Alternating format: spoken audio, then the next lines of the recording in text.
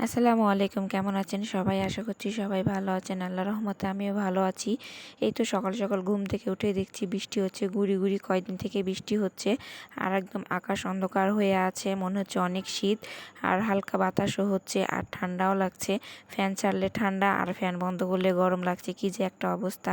আর এই তো সকাল সকাল যেহেতু বৃষ্টি হচ্ছে, তাই আজকে আমি নরম খিচুড়ি রান্না করব, লাউ দিব তার মধ্যে। আর এই তো এখানে চালের সঙ্গে অনেক রকমের ডাল মিশিয়ে নিয়েছি আর লাউগুলো কুচি করে কেটে নিয়েছি। আর সমস্ত উপকরণ আমি এখন প্রেসার কুকারে দিয়ে নেব। আর এই তো সব দিয়ে নিয়েছি, সব মশলা কাঁচামরিচ দিয়ে আমি খুব ভালো করে প্রেসারে সিটি দিয়ে নিয়েছি। আর একটু আপেও রেখে দিয়েছিলাম। আর এখন এই তো একদমই সেদ্ধ হয়ে গেছে, তো আমি এখন বাগার দিয়ে নিব। আর এই তো বাগার দিয়ে নিয়েছি। আর সকালে নাস্তা খিচুড়ির সঙ্গে আমি একটু আলু ভর্তাও করেছিলাম, কারণ নরম খিচুড়ির সাথে আলু ভর্তা অনেক বেশি ভালো লাগে। আর যে লাউগুলো ছিল আজকে দুপুরের জন্য লাউ দিয়ে ইলিশ মাছ রান্না করব, তো লাউগুলো আমি প্রেসার কুকারে সিদ্ধ করে একটু আপে রেখে দিয়েছি।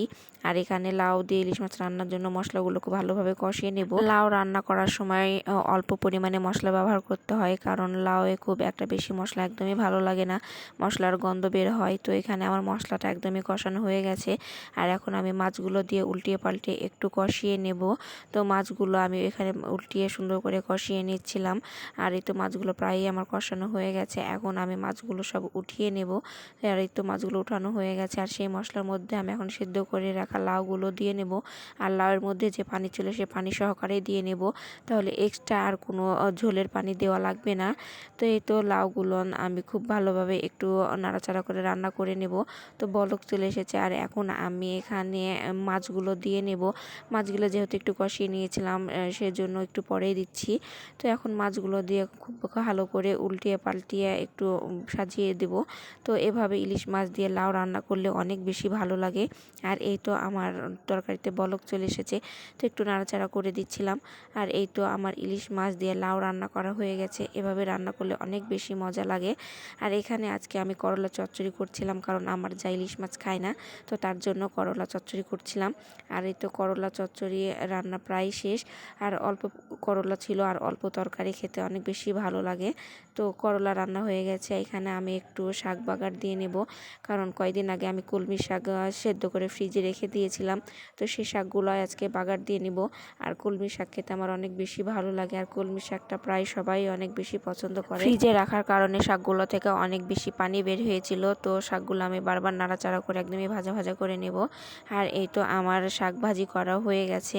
আর আজকে যে ইলিশ মাছগুলো কেটেছিলাম সে মাছগুলোতে অনেকগুলো ডিম ছিল, তো আজকে ইলিশ মাছের ডিম দিয়ে পটল ভাজি করব। আর এভাবে যে কোনো মাছের ডিম দিয়ে আলু অথবা পটল ভাজি করলে অনেক বেশি ভালো লাগে। আমি সব সময় মাছের ডিম এভাবেই ভাজি করি, সব মশলা হালকা পরিমাণে দিয়ে, আদা রসুন বাটা, হলুদ, লবণ, ধনে গুঁড়া, আমি সব মশলাই দিই কিন্তু খুব হালকা পরিমাণে।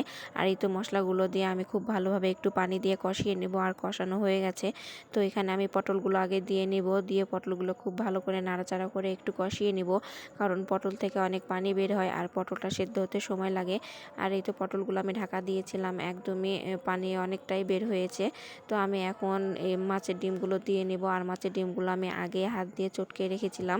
আর এইভাবে চটকিয়ে রাখলে পারে মাছের ডিমগুলো দলা পাকিয়ে যায় না, তখন খুব ভালো হয় ভাজি করতে। ডিমগুলো দেওয়া হয়ে গেলে এ পর্যায়ে বারবার নাড়াচাড়া করতে হবে, না হলে দলা পেকে যাবে আর তলাতে লেগে যাবে। আর মাছের ডিম ভাজি করলে এভাবে বারবার নাড়াচাড়া করতে হয়।